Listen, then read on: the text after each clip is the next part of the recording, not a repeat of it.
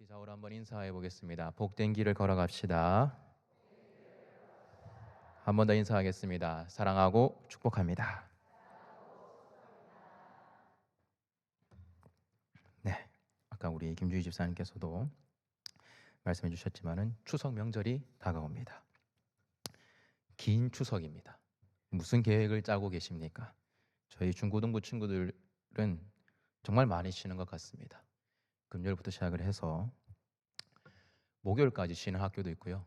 금요일도 이제 다음 주 금요일까지도 또 쉬는 학교가 있어가지고 아예 2주를 내리 쉬는 학교도 있습니다. 그래서 아이들이 벌써부터 어떻게 놀지 미리 계획을 하고 추석 명절에 명절의 의미보다는 내가 어떻게 놀 것이냐. 오늘 또 이제 시험이 끝난 학교도 있는데 이제 자유의 몸이 되었죠. 예, 그런 계획들을 짜고 있는 것을 보게 됩니다. 추석 명절이 다가오고 있습니다. 명절은 가족이 만나 서로 교제하고 특히 우리나라는 서로 복을 빌어주는 문화가 있습니다. 설에는 새해의 복을 빌어주고 추석, 한가위라고 하죠. 한가위 때는 추수하는 복, 풍성함에 대해서 복을 빕니다. 그래서 이런 말도 있습니다. 더도 말고 덜도 말고 무엇만 같아라? 한가위만 같아라 라는 말도 있습니다. 복. 우리는 복에 관심이 많습니다. 예수님을 믿는 사람뿐만 아니라 이 땅에 있는 모든 사람들이 복이라는 것에 관심이 많습니다. 최근에 교역자들끼리 식사를 한번 갔습니다. 저기 대송시장에 있는 콩나물국밥 유명한 집 한번 갔습니다. 밥을 먹고 나오는 길에 이제 차를 이제 주차한 곳에 앞에 딱 보니까 복권 판매점이 딱 있더라고요. 담임 목사님이랑 저랑 또 보면서 보니까 1등이 나온 집이라고 합니다. 그래서 내심 살짝 조금 부러웠습니다. 네, 안 부러웠다고는 아니 거짓말이고 조금 부러웠습니다. 그렇듯 예수를 믿는 사람뿐만 아니고 이 땅에 있는 모든 사람들이 이제 복이라는 것에 관심이 많습니다. 밥을 먹는 밥상이나 밥그릇에도 심심치 않게 복이라는 글자를 새겨 놓는 것을 보면은 알게 모르게 내 주변에 복이 있었으면 좋겠다라는 그런 우리의 숨겨져 있는 소망을 알 수 있는 것이죠. 오늘 예수 그리스도 안에 있는 저와 여러분도 복에 관심이 많은 줄 압니다. 각자 개개인마다 소망하고 소원하는 복이 있을 겁니다. 같은 종류의 복을 소망할 수도 있고 사람마다 각각 다 각자가 처한 상황에 따라서 다 다른 복들을 소원하기도 합니다. 교회 안에서는 이 복을 하나님의 복, 다르게는 하나님의 은혜라고 표현하기도 합니다. 그런 하나님의 은혜 베푸심을 소망하기도 한다는 말입니다. 우리가 받고 싶어하는 복의 종류는 다양합니다. 물질의 복, 건강의 복, 관계의 복 등등 여러 가지가 있습니다. 개인의 필요가 그만큼 다양하다는 뜻입니다. 그리고 예수님을 믿는 우리는 그 필요들을 하나님께 기도하면서 우리는 구하고 있습니다. 오늘 시편 67편 말씀을 읽으면서 저는 복에 대해서 다시 한 번 더 생각해 보게 되었습니다. 우리가 읽었던 오늘 이 시편 67편의 말씀은 복을 구하는 기도를 기록하고 있습니다. 크게 오늘 본문에서 시편 기자는 1절에서 2절까지 말씀에서 한번 복을 구하고 있고 3절부터 5절까지는 그 복들의 결과에 대해서 그 복의 결과로 인해 하나님을 찬양하는 내용을 담고 있습니다. 그리고 6절에서 마지막 7절까지는 다시 한번 더 하나님께 복을 구하고 있는 내용을 기록하고 있습니다.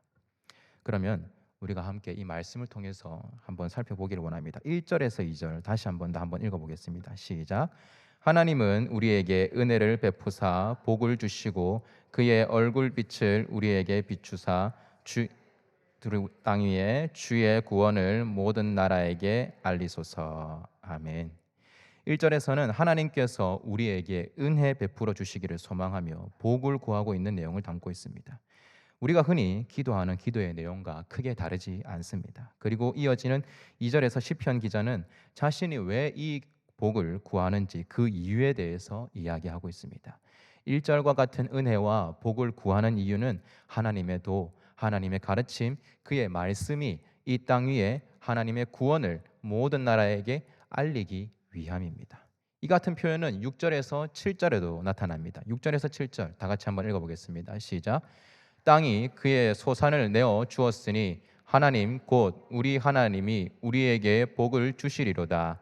하나님이 우리에게 복을 주시리니 땅의 모든 끝이 하나님을 경외하리로다. 아멘. 6절에서 이 7절의 표현을 히브리어 이 시의 느낌을 살려서 표현하면 이렇습니다. 6절은 땅이 그 소산을 내게 하시길, 하나님 곧 우리 하나님이 우리에게 복을 주시길. 7절은 하나님이 우리에게 복을 주시길, 그래서 땅의 모든 끝이 그를 경외하게 되기를 이라고 표현할 수 있습니다. 1절과 같이 6절에서는 복을 구하는 기도를 하고 있습니다. 땅이 소산을 내는 기도.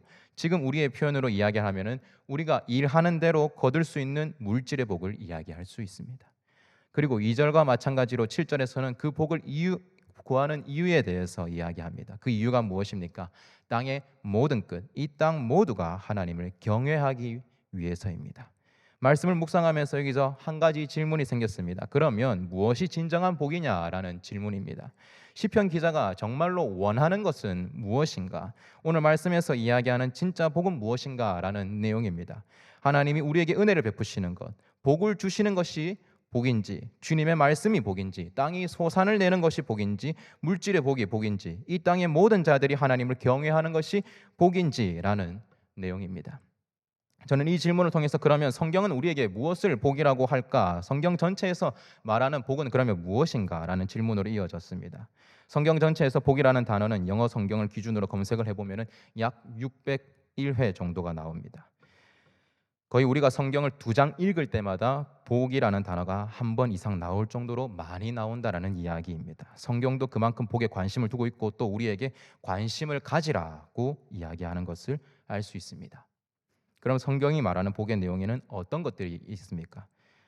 권율 목사님이 쓰신 복의 신학이라는 책에서 복의 17가지 목록을 정리해 둔 것을 한번 여러분과 함께 보면서 한번 읽어보았으면 좋겠습니다. 제가 읽어드리겠습니다. 첫 번째는 생육, 그리고 번성, 충만, 정복, 다스림, 안식이 복이라고 합니다. 두 번째로는 아브라함 자신, 세 번째로는 물질이 많아짐, 네 번째는 하나님을 찬송하는 것, 다섯 번째로는 지혜와 명철을 얻는 것, 여섯 번째는 여호와를 의지하는 것, 일곱 번째는 가난한 심령, 애통함, 온유함, 의를 갈망함, 긍휼히 여김, 청결한 마음, 화평하게 함, 의를 위한 박해, 주님을 위한 모욕, 주님 때문에 실족하지 않는 것, 계시된 신앙 고백을 아는 것, 안 보고 믿는 것, 남에게 주는 것, 칭의 또는 죄 사함을 받는 것, 창세전에 그리스도 안에서 선택된 것, 하나님 자신, 시험을 참고 인내하는 것, 말씀을 읽고 듣고 지키는 것, 주님 안에서 죽는 것. 이렇게 17가지가 성경에서 복이라고 말씀하고 있다고 합니다. 여러 가지 이거 볼 때에 그래도 뭔가 우리가 세상을 살아갈 때에 유익이 되는 복들이 눈에 보입니다. 좀 괜찮은 복들도 우리 눈에 보입니다. 그러나 전체 목록을 보면은 사람들이 흔히 생각하는 복의 개념과는 조금 거리가 멀어 보입니다. 자세히 살펴보면은 한결같이 어떤 이야기냐면은 하나님과의 관계에 관한 이야기를 하고 있는 것을 볼 수 있습니다. 이것은 오늘 우리가 읽었던 본문 말씀에도 나타나 있습니다. 2절에 주님의 구원을 세상에 알리는 것, 7절에 땅의 모든 끝이 하나님을 경외하는 것도 하나님과의 관계와 연결되어져 있습니다. 이 관계에 관한 이야기는 하나님께서 이스라엘 백성을 향해 이야기하실 때에도 나타납니다. 예레미야 3장 20절과 8장 5절을 함께 한번 읽어보겠습니다. 시작. 그런데 이스라엘 족속아, 마치 아내가 그의 남편을 속이고 떠나감 같이 너희가 확실히 나를 속였느니라. 여호와의 말씀이니라. 이 예루살렘 백성이 항상 나를 떠나 물러감은 어찌함이냐? 그들이 거짓을 고집하고 돌아오기를 거절하도다. 아멘. 이스라엘 백성이 하나님 앞에서 범죄하거나 나쁜 곳으로 빠질 때에 단순하게 어떤 행동으로 잘못했다라고 하나님께서 이야기하시기보다 하나님은 떠났다라는 표현을 사용하십니다. 떠남은 어떤 표현입니까? 관계의 표현입니다. 이 표현 하나만 보더라도 하나님께서 하나님과 우리의 관계에 대해서 얼마나 중요하게 생각하고 계신지를 우리는 알 수 있습니다. 이건 이스라엘 백성들이 뭘 잘못했을 때뿐만 아니라 하나님께서 복을 약속하실 때에도 함께 그것이 드러납니다. 예레미야 32장 40절 말씀 함께 한번 읽어보겠습니다. 시작. 내가 그들에게 복을 주기 위하여 그들을 떠나지 아니하리라 하는 영원한 언약을 그들에게 세우고 나를 경외함을 그들의 마음에 두어 나를 떠나지 않게 하고. 아멘. 복을 주기 위해서 하나님께서 떠나지 않으신다라고 합니다. 그렇다라는 말은 복을 받기 위해서는 무슨 말입니까? 하나님께서 함께 있는 것이 복이다. 하나님과 함께 있는 것 자체가 복이라는 말씀입니다. 왜 하나님과 관계하고 있는 것, 하나님과 함께 있는 것이 복입니까? 디모데전서에서 그 답을 이야기하고 있습니다. 디모데전서 1장 11절과 6장 15절 함께 한번 읽어보겠습니다. 시작. 이 교훈은 내게 맡기신 바 복되신 하나님의 영광의 복음을 따름이니라. 기약이 이르면 하나님이 그의 나타나심을 보이시리니 하나님은 복되시고 유일하신 주권자이시며 만왕의 왕이시며 만주의 주시오. 아멘. 왜 하나님과 관계 맺는 것이 우리에게 복입니까? 하나님 그분 자체가 우리에게 유익이시고 우리에게 복이시기 때문입니다. 이 사실을 우리는 분명히 기억해야 합니다. 하나님과의 관계, 하나님이 우리의 복이라는 사실을 우리는 끊임없이 우리의 마음속에서, 우리의 머릿속에서 되뇌어야 합니다. 성경이 말하는 복을 우리는 따라가야 하는 줄 믿습니다. 그렇다면 그 복을 아는 우리는 어떻게 해야 합니까? 우리의 자세, 우리의 태도는 어떻게 해야 합니까? 오늘 시편 67편 본문을 다시 살펴보면은 하나님의 구원을 알리기 위해서 나에게 하나님의 복이 필요하다는 이야기라는 것을 알 수 있습니다.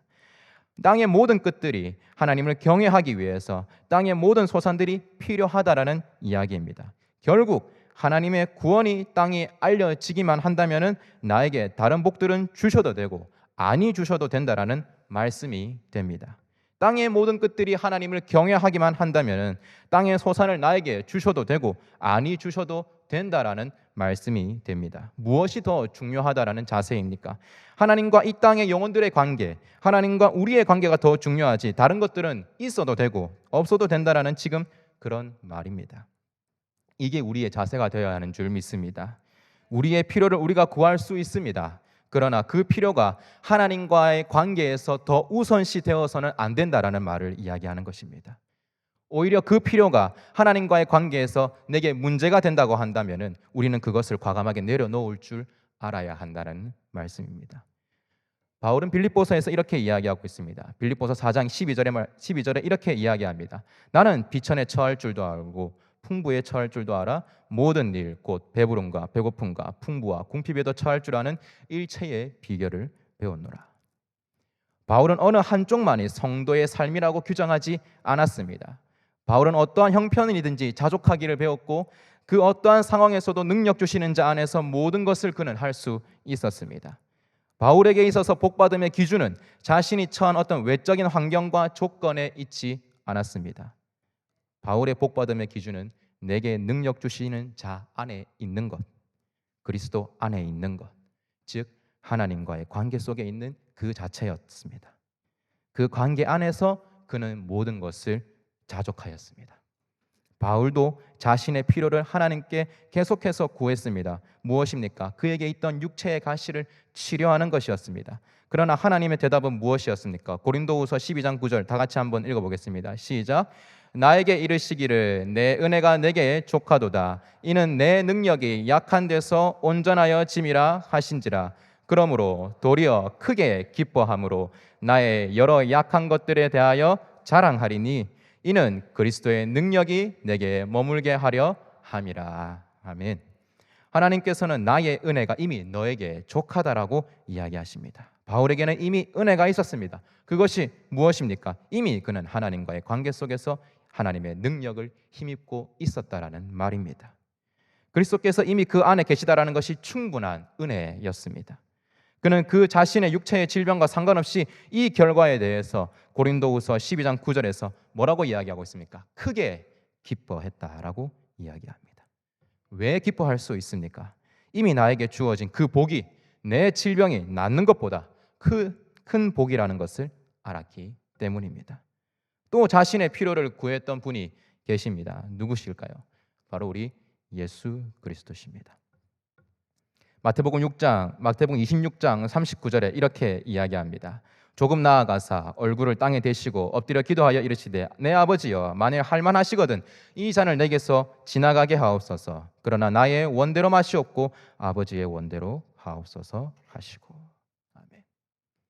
예수님은 아셨습니다. 나의 필요보다 무엇이 더 큰 복인지, 무엇이 더 하나님의 뜻을 이루는 것, 이 땅의 모든 자들이 하나님과의 관계를 회복하는 그 구원의 길이 더 큰 복이라는 것을 예수님은 아셨습니다.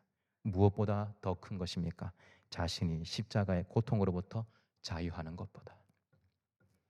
사랑하는 하나님 성도 여러분, 우리의 눈앞에 필요보다 하나님과의 관계를 더 깊이 생각하는 저와 여러분이 되기를 주님의 이름으로 축복합니다. 2014년에 있었던 일입니다. 제가 손가락이 아시는 분은 아시면 아시지만 다쳐서 치료를 받고 있었을 때였습니다. 군에서 행정적인 군대에서 다쳤거든요. 군대에서 이제 행정적인 어떤 일 때문에 지금까지는 계속해서 밖에서 이제 외래 진료를 받을 수 있었습니다. 다른데 위탁을 받아가지고 군대에서 치료할 수 없다라고 판단을 해서 이제 일반 병원에서 이제 치료를 받았습니다. 그런데 행정적인 어떤 일 때문에 지금까지 이제 더 이상 밖에서 병원에서 받고 있던 그 외래 진료를 받을 수 없음을 저한테 이야기했을 당시의 일입니다. 저희 어머니 대신 이제 권사님께서 그 일 때문에 어디서 그렇게 용기가 나셨는지, 원래 그런 분이 아니신데 이제 군의 관계자인 간부들하고 많은 사람들 앞에서 이제 막 맞서시면서 아들을 치료를 잘 받게 하기 위해서 막 그렇게 막 소리 치면서 막 이야기하시더라고요. 저는 저희 어머니께서 그렇게 이야기하시는 건 처음 보았습니다. 처음엔 잘 몰랐지만은 그게 나중에 부모된 마음이 저런 거구나라는 것을 깨닫게 되었습니다. 아마 여기 계시는 모든 부모님들이 그럴 겁니다. 자녀들을 위해서는 무엇이든지 다 할 수 있는 그런 마음 말입니다. 저는 부모님들의 이런 마음들이 하나님을 닮아서 그렇다 생각합니다. 왜냐하면 우리 하나님도 그런 분이기 때문입니다. 최근 구약 성경을 저 혼자 이제 묵상하면서 느낀 것은 하나님은 자신이 택한 백성은 반드시 책임진다는 사실이었습니다. 어떻게든 복된 길로 이끌어 가시기 위해서 그들을 놓지 않으시고 모든 수단과 모든 방법을 동원하여서 그들이 하나님과 관계 맺는 자리로 하나님은 오게끔 하십니다. 신명기는 다시 하나님의 계명을 잃지 않게 하기 위해서 다시 계명의 명, 다시 계명을 주시면서까지 기억하게 하시고 때로는 이방의 나라들을 사용하시면서까지 자신의 백성을 복의 자리로 오게 하시고 마지막은 자신의 하나뿐인 아들을 내어주면서까지 택한 백성을 복의 자리로 오게 하시는 모습을 보면서 정말 우리 하나님은 자신이 택한 자녀를 끝까지 책임지시는구나라는 사실을 보게 되었습니다. 사랑하는 우리 하나님 성도 여러분, 기억하시기를 바랍니다. 하나님은 자신의 백성을 버리지 않으십니다. 오늘 말씀의 제목은 복된 길입니다. 복된 길은 어떤 길입니까? 가는 길마다 복이 가득한 길이 복된 길이라 할 수 있습니다. 또 한 가지, 또 복된 길은 어떤 길입니까? 비록 지금은 그것이 잘 느껴지지 않지만 지금 걸어가는 길의 마지막이 더할 수 없는 복과 이어져 있다면 그 길의 끝에서 걸어온 길을 돌아보았을 때에 우리는 이렇게 이야기할 수 있을 것입니다. 아, 이 길이 복된 길이었구나 라고 이야기할 수 있을 것입니다. 하나님은 지금도 우리를 복된 길로 이끌어가고 계시는 줄 믿습니다.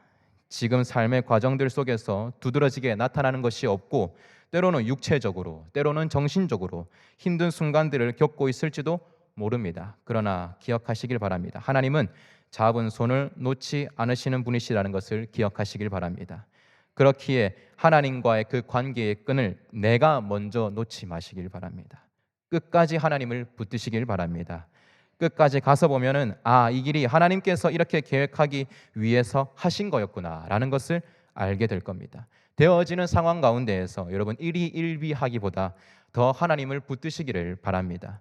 그 관계에서 하나님을 믿고 신뢰하십시오. 끝까지 하나님과 함께 하십시오. 하나님 붙드는 것을 게을리하지 마십시오. 교리대학을 제가 계속해서 양육훈련으로 함께하는 중에 있습니다. 아는 내용이지만은 또다시 보면서 하나님과의 관계가 얼마나 우리에게 중요한지, 우리 인생에서 하나님 빼면 아무것도 없다라는 것을 교리대학을 하면서 다시 한 번 더 깨닫게 되고 그것이 우리에게 정말 얼마나 복인지, 기쁨과 감사인지를 다시 한 번 더 알게 됩니다. 인생의 여러 가지 상황, 좋은 상황, 어려운 상황 속에서 나를 책임지시고 계신 하나님을 꼭 붙드시기를 바랍니다. 그것이 지금 왜 일어났는지 지금은 우리는 알 수 없을지도 모릅니다. 지금 안다고 해도 인생의 끝에 가서 그 의미가 또다시 달라질 수 있을 겁니다. 그러면 진정한 의미를 알려면 어떻게 해야 되겠습니까? 끝까지 가봐야 아는 것입니다. 사랑하는 우리 하나님 성도 여러분, 우리 모두는 이미 우리를 책임지시는 하나님과 함께 하고 있는 줄 믿습니다. 그렇다면 상황이 어떻든 지금 우리는 복된 길을 걸어가고 있음을 믿으시기를 바랍니다. 그래서 인생의 마지막에 우리가 함께 이런 고백을 했으면 좋겠습니다. 시편 16편 2절 말씀 우리 함께 한번 읽어보겠습니다. 시작. 내가 여호와께 아뢰되 주는 나의 주님이시오니 주 밖에는 나의 복이 없다 하였나이다. 아멘. 주님 외에는 나는 다른 복이 없습니다. 그리고 여기에서 더 나아가서 나만 아니라 내 주변에 있는 자들까지 함께 그 복을 누리는 것을 우리가 함께 구했으면 좋겠습니다. 오늘 말씀 우리 시편 67편 다시 한 번 더 보겠습니다. 성경 말씀 한 번 펼치셔서 계속해서 반복하고 있는 구절이 있습니다. 3절 한번 읽어볼까요? 시작. 하나님이여 민족들이 주를 찬송하게 하시며 모든 민족들이 주를 찬송하게 하소서. 5절 한번 더 읽어보겠습니다. 시작. 하나님이여 민족들이 주를 찬송하게 하시며 모든 민족으로 주를 찬송하게 하소서. 아멘. 우리의 고백이 이런 고백이 되기를 바랍니다. 하나님, 내 주변에 있는 모든 사람들이 주님을 찬송하게 되는 놀라운 역사가 있게 하여 주시옵소서. 왜 그것을 구하는 것입니까? 하나님이 우리의 복이시기 때문입니다. 라는 이런 고백이 우리의 고백이 되기를 바랍니다. 추석 명절을 이제 지나가게 될 것입니다. 내가 아는 그 복을 내 가정 안에서도 시간이 걸리겠지요. 얼마나 시간이 걸릴지도 모릅니다. 저희 가정 가운데서도 아직 믿지 않는 가정들이 있습니다. 여전히 숙제 가운데 있습니다. 그러나 인내하면서 기도하면서 끊임없이 복음을 전하는 가운데 있습니다. 왜 계속해서 그것을 포기하지 않고 전하는 것입니까? 그것이 복인 줄 아니까. 그것이 진짜 복이니까. 하나님만이 참된 복이시니까 그러는 것입니다. 이번 추석 명절 또한 우리의 인생 가운데에 하나님이 우리의 유일한 복이심을 아는 저와 여러분이 되기를 바랍니다. 주님께서 이끄신 이 길이 나의 가장 큰 복이었습니다 라고 고백할 줄 아는 저와 여러분이 되기를 주님의 이름으로 축복합니다. 이 시간 말씀을 기억하시면서 다 같이 함께 일어나셔서 함께 찬양하겠습니다.